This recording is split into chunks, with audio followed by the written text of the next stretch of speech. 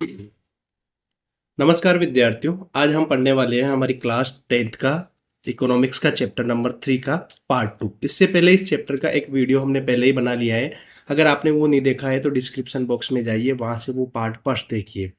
तो हमारा कक्षा 10 का अर्थशास्त्र का पार्ट 3 का पार्ट 2 चल रहा है, मुद्रा एवं साख। इससे पहले हमने एक वीडियो देख बना लिया है, अगर आपने वो नहीं देखा है ना तो डिस्क्रिप्शन बॉक्स में जाइए। आगे हम आज का हमारा टॉपिक होने वाला है साख की दो विभिन्न स्थितियां। साख की किस तरीके से स्थितियां होती है, ये दो यहाँ पर हम दो जो कहानियां हैं उनको कंपेयर करने वाले हैं। ठीक है, तो एक कहानी है साख की, एक कहानी है सलीम की। सलीम क्या है, एक जूता बनाने का काम करता है। इसका क्या व्यवसाय है, जूता बनाने का काम करता है यहाँ पे।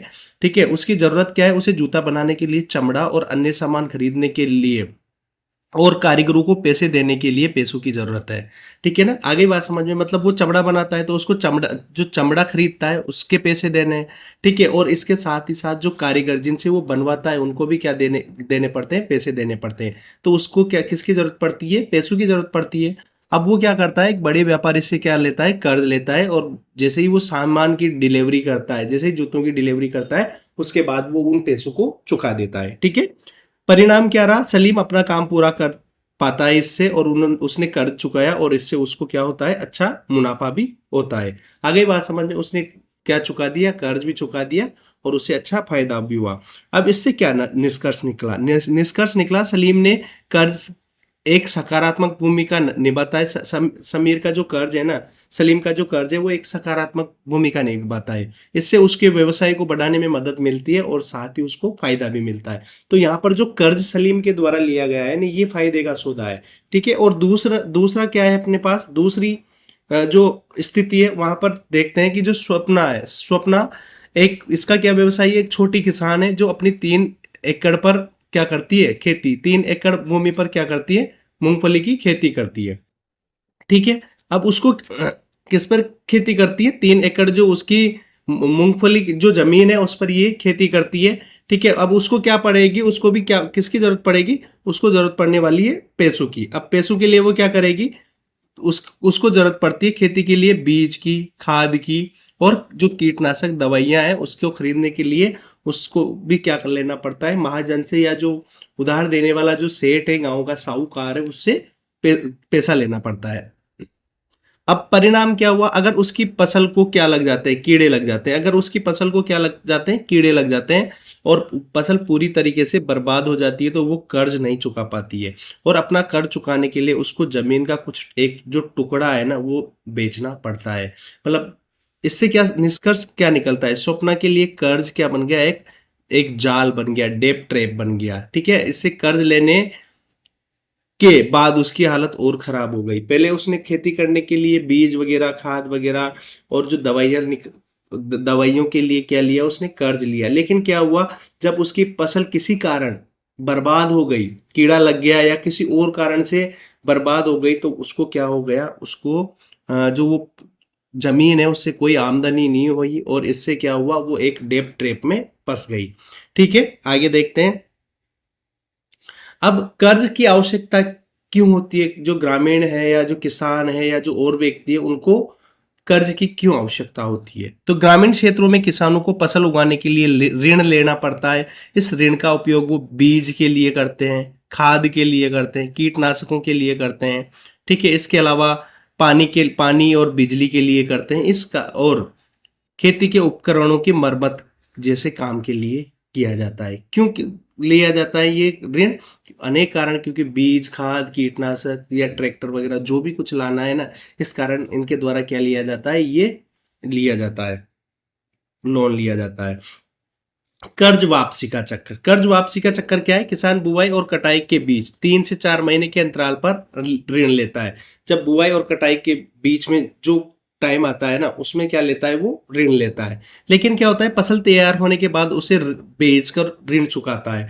और जैसे ही उसकी फसल निकल जाती है तो वो क्या कर लेता है, उसको बेच देता है, किसको, फसल को। ऋण वापसी मुख्य रूप से फसल से होने वाली कमाई पर निर्भर है। मान लीजिए अगर आपके पास फसल नहीं हुई तो आप क्या नहीं कर पाओगे, ऋण को भी नहीं चुका पाओगे। ठीक है ना, किसके ऊपर डिपेंड करता है, आपका जो प्रोडक्शन हो रहा है, जो उत्पादन हो रहा है, क्या हो रहा है, उत्पादन, उत्पादन पर ये निर्भर करता है। ठीक है ना, उत्पादन पर निर्भर करता है। ठीक है, आगे देखते हैं। स्वप्ना की स्थिति क्या थी यहाँ पर, उसने उसको आवश्यकता क्या थी, फसल उगाने के लिए ऋण ले लिया, लेकिन जोखिम में फसल खराब हो गई उसकी और वो ऋण नहीं चुका पाई। ठीक है, परिणाम क्या हुआ, ऋण चुकाने के लिए उसने अपनी जमीन का एक हिस्सा बेचना पड़ा। उसकी स्थिति पहले से भी खराब हो गई, जिसे कर्ज जाल या डेब्ट ट्रैप कहते हैं।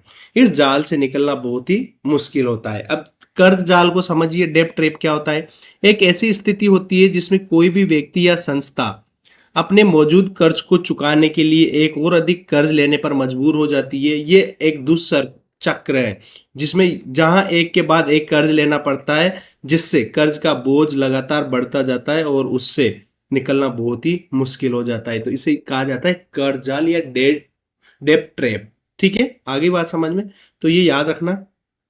आगे देखते हैं अपन लोग, ऋण की शर्तें। अब मान लीजिए आप ऋण ले रहे हो, तो आप कुछ ना कुछ शर्तों के आधार पर ही तो ऋण लोगे या ऋण दोगे। तो ऋण देते समय बैंक या साहूकार कुछ शर्त निर्धारित करते हैं, जिन्हें ऋण की शर्तें या टर्म ऑफ क्रेडिट कहते हैं। ये शर्त कर्जदार की प्रकृति और कर्ज की प्रकृति पर अलग अलग होती है। देखिए, अगर आप कहीं ऋण लेने गए, कोई उधार पैसे लेने गए, जैसे बैंक में गए या कोई और दूसरी जगह पे गए, तो आपको क्या करना पड़ेगा, आप अगर ऋण लेने गए हैं ना, तो आपको वहां पर क्या करना पड़ेगा, कुछ चीजें दिखानी पड़ेगी कि इसके आधार पर मेरे को ऋण दे दो। जैसे बैंक में गए या कोई साहूकार के पास गए, तो आपको क्या दिखाना पड़ेगा, कुछ चीजें तो दिखानी पड़ेगी, तभी तो आपको पता चलेगा कि आप ये कर्ज वापस लौटा सकते हो। तो प्रमुख शर्तें क्या है, एक तो जैसे ब्याज दर हो गई। ब्याज दर में पहले ही जो कर्जदार या कर्जदार को बैंक या साहूकार को लौटानी पड़ती है। जैसे आपने 100 रुपए लिए उधार, अब आप से बोला जाएगा कि 12% के हिसाब से आपको देना है ये, तो आपको 112 रुपए लौटाने पड़ेंगे। तो जो ब्याज दर है, जो इंटरेस्ट रेट है, ये अतिरिक्त पैसा होता है जो आप किससे लेते हो। जैसे आपने किसी जमींदार से पैसे लिया, तो 100 रुपए लिए, तो 100 रुपए लौटाने के साथ साथ जो इतने टाइम तक आपने 100 रुपए लिखे हैं ना, तो वो भी देना पड़ेगा। समर्थक ऋणाधार, ये याद रखना बहुत ही इंपॉर्टेंट है। कोलेटरल क्या होता है, समर्थक ऋणाधार क्या होता है, ये एक ऐसी संपत्ति होती है जिसका मालिक कर्जदार होता है। मालिक कौन होता है, कर्जदार होता है, और वो इसे बैंक या साहूकार के पास गारंटी के रूप में रखता है। ठीक है, यदि कर्जदार कर्ज चुकाने में विफल रहता है, तो बैंक या साहूकार उस संपत्ति को बेचकर अपना पैसा वसूल करता है। समर्थक ऋणाधार में क्या हो सकता है, भूमि हो सकता है, इमारत हो सकती है, भूमि इमारत हो सकती है, गाड़ी हो सकती है आपकी, पशुधन हो सकता है आपका, बैंक में जमा पूंजी हो सकती है। मतलब अगर आपको पैसा किसी से उधार लेना है, तो आप बताओगे तो सही ना भाई आपके पास क्या है, तभी तो आपको पैसा देगा कोई भी आदमी। तो उसमें जैसे आपकी जमीन हो सकती है, घर हो सकता है, कार हो सकती है, गाय भैंस हो सकती है, या बैंक में आपका पैसा हो सकता है कि इसके आधार पर मेरे को क्या दो, आप लोन दो। ठीक है, इसके लिए आवश्यक कागजात, कुछ डॉक्यूमेंट्स भी आपको देने पड़ते हैं। जैसे ऋण लेने के लिए कुछ दस्तावेज जमा करवाना पड़ता है, आय का प्रमाण पत्र, रोजगार का विवरण, ये सारी चीजें आपको दिखानी पड़ती है।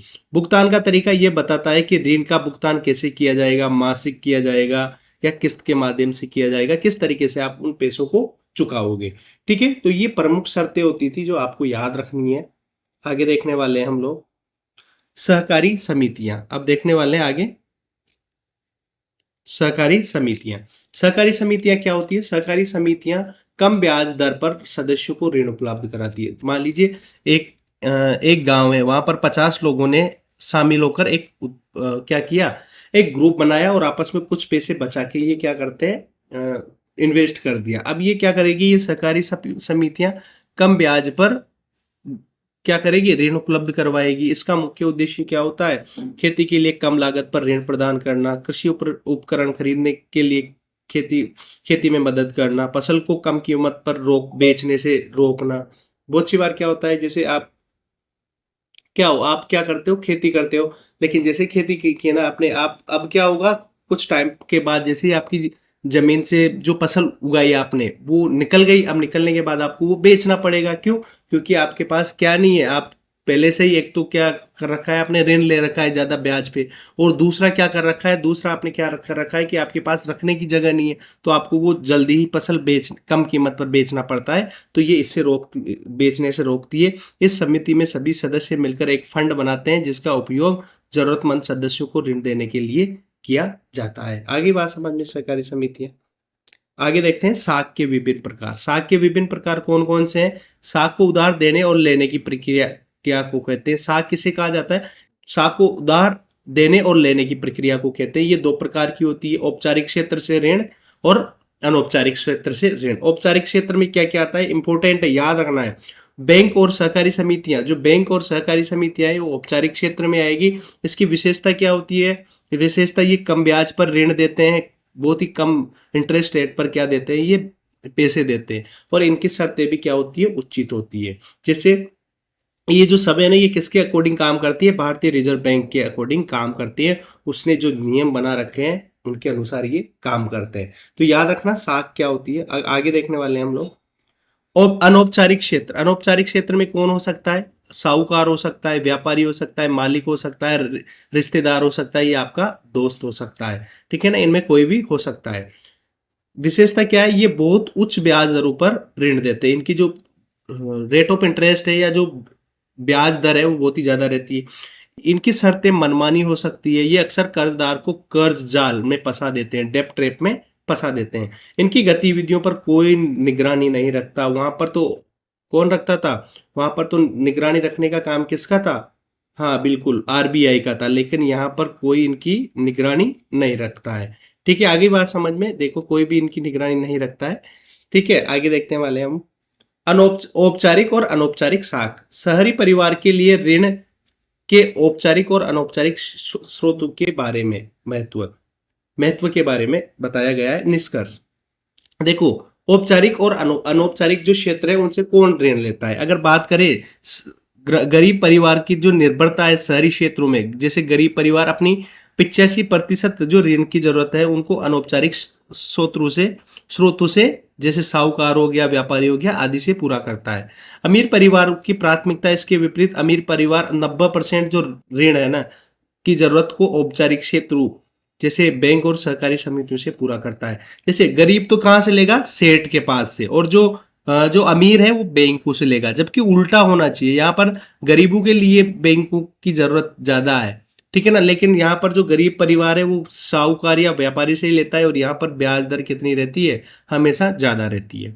ठीक है, यह स्थिति ग्रामीण क्षेत्रों में भी समान है। गरीब परिवारों को अनौपचारिक स्रोतों से महंगा ऋण लेना पड़ता है, जबकि अमीर परिवारों को औपचारिक स्रोतों से सस्ता ऋण मिलता है। आगे बात समझ में, दोनों जगह सेम स्थिति है ये।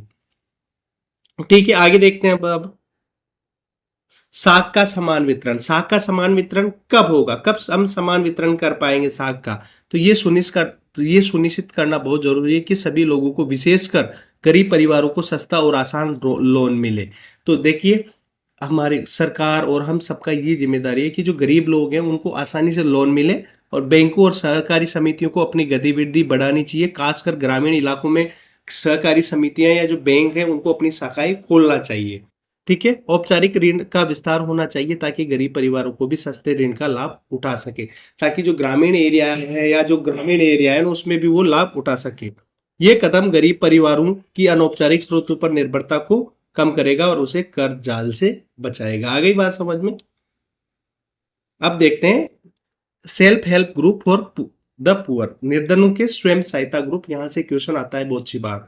तो ग्रामीण क्षेत्रों में गरीब परिवार, खासकर महिलाएं जो होती हैं, को औपचारिक स्रोतों से ऋण प्राप्त करने में बहुत सारी मुश्किलें आती है। और औपचारिक में आपने देखा था ना, बैंक और सहकारी समितियां, तो जिनके समर्थक ऋणाधार की भी कमी होती है। जो कोलेटरल है, समर्थक ऋणाधार है, उनके भी कमी का एक मुख्य कारण यही है कि उनको गरीब परिवारों को ऋण नहीं मिल पाता है। इस समस्या को हल करने के लिए स्वयं सहायता समूह SHG एक नया तरीका उभर कर सामने आता है, नई चीज बनाई।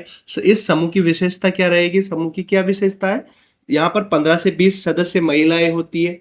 ठीक है, अपनी जो बचत है, सदस्य नियमित रूप से जो बचत करते हैं, प्रति व्यक्ति 25 से 100 रुपये तक हो सकती है, वो एक इसमें जमा कराती है और कोई उद्योग भी खोल सकती है। ऋण समूह अपनी बचत के सदस्य छोटे मोटे कर्ज देता है जिस पर ब्याज दर बहुत ही कम होती है और वापसी की शर्तें भी लचीली होती है।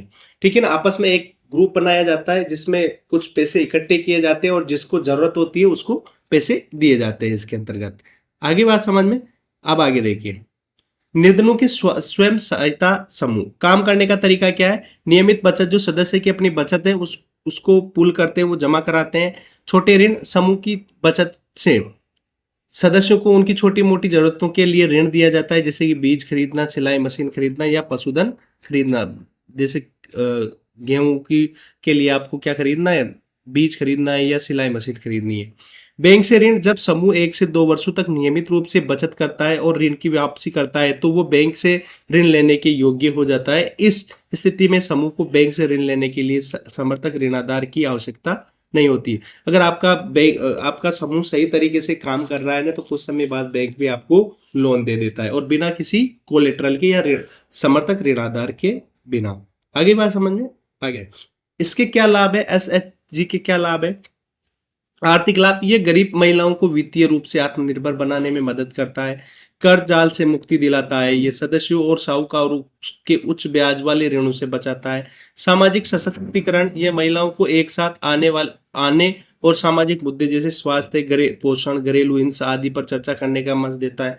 केवल ये पैसा ही नहीं देता है, ये क्या करता है, आपस में जैसे किसी की कोई प्रॉब्लम है तो वो सुनी जाती है। घरेलू हिंसा हो गई, कोई महिलाओं को बाहर पीट रहा है, या कोई और भी जो सारी समस्या है ना, उनको ये आपस में ग्रुप में चर्चा करते हैं। इसी तरीके से अब लास्ट में हम देखने वाले हैं बांग्लादेश का ग्रामीण बैंक। इसका उद्देश्य था गरीब लोगों को सस्ते और उचित ऋणों पर शर्तों पर ऋण प्रदान करना। इसके संस्थापक थे मोहम्मद यूनिस, जिन्हें 2006 में शांति के लिए नोबेल पुरस्कार मिला था। तो ये अपना चैप्टर था, आज कंप्लीट हो गया है 2 पार्ट में। अगर चैप्टर अच्छा लगा है तो लाइक शेयर सब्सक्राइब जरूर करें और इसको शेयर जरूर करें। Thank you.